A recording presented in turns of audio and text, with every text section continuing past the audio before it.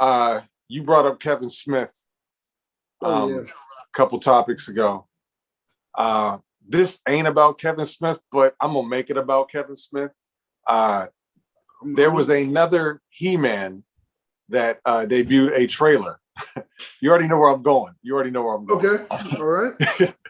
um, that's on Netflix. Another He-Man adaptation on Netflix, and I watched the trailer, and I've never seen a property fucked twice so quickly by the same entity that literally just got it right with Castlevania, like that figured it out and gave Castlevania season 4 is the Game of Thrones season 8 was supposed to be in animation. Honestly, yes.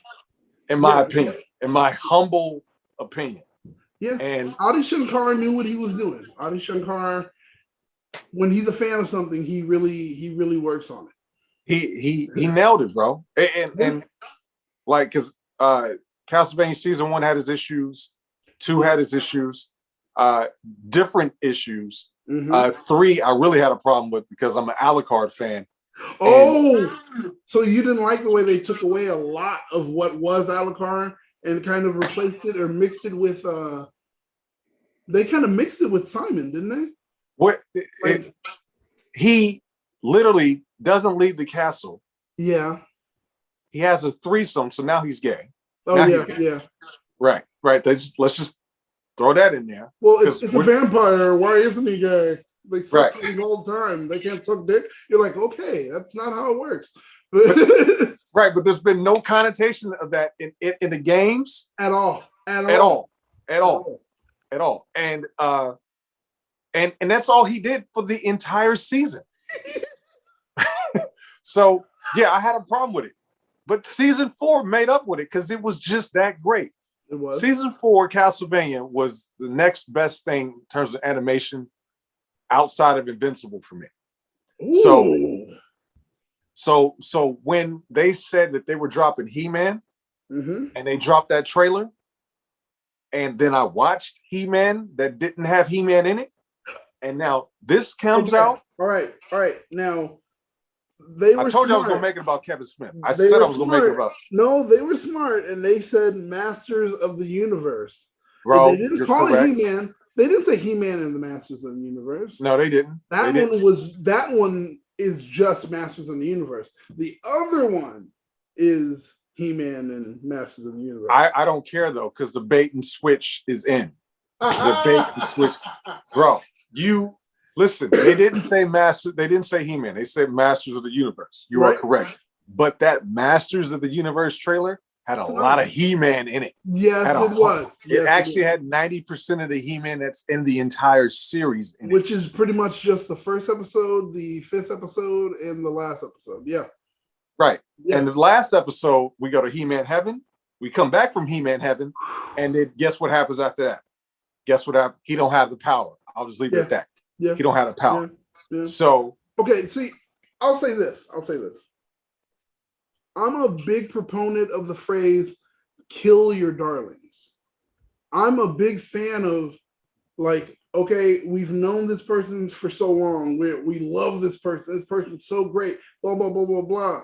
But sometimes there's a dark side that we never really take the time to pay attention to. Or they are really flawed, but we've been shoving down this propaganda down our gullet the whole time that we never saw how flawed they were, or that kind of shit. And I love when it's revealed or when it's turned around or when you just kill them. And when they did that on this Masters of the Universe, I was kind of like, all right, I'm here for it, because what are you going to do next? You're kind of running the show like Shonda Rhimes. Because when Shonda Rhimes has a writing room, they do this shit where they're like, all right, cool. So what's like the wildest thing we could do? Blah, blah. And they're like, fine, let's what she ran the whatever Grey's Anatomy. She was like, let's kill McDreamy. And they were like, okay. If we did, what would we do? Oh, we do this, we do that, we do this, we do that. What will be the repercussions? Oh, well, this, that, and the other. Fine, that's what we're doing. And she runs a show like that. And it's fucking dope because it will write you into a corner, and you have to be a good enough writer to write yourself out of it, or say, you know what? Here's the corner. We're running up the fucking wall. I like that kind of stuff. And for this was great because it changed and kind of messed with our expectations.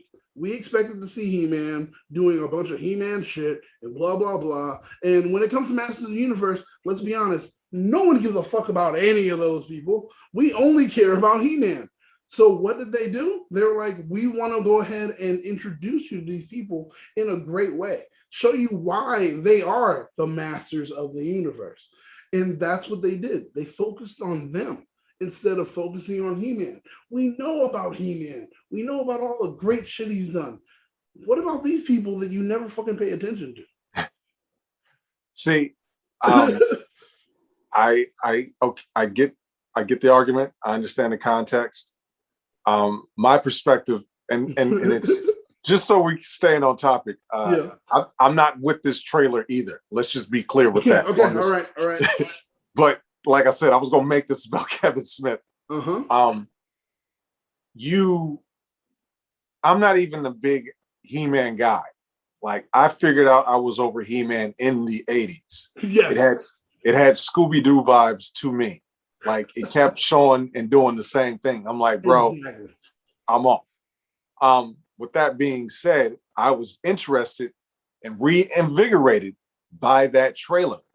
With that song, and Man at Arms is like the second dopest name after War Machine to me. And he's out there hustling, doing his human thing and shit like that. And then we get to the actual show. And I'll speak to the people that I watched the show with and talked about it with. You alienated the core audience with the way you handled this situation. I like that. I like if he dies in the beginning, right, and we have to see it, I don't think Tila in the hood was a strong enough storyline for me to just be paying attention to that. I'll put it that way.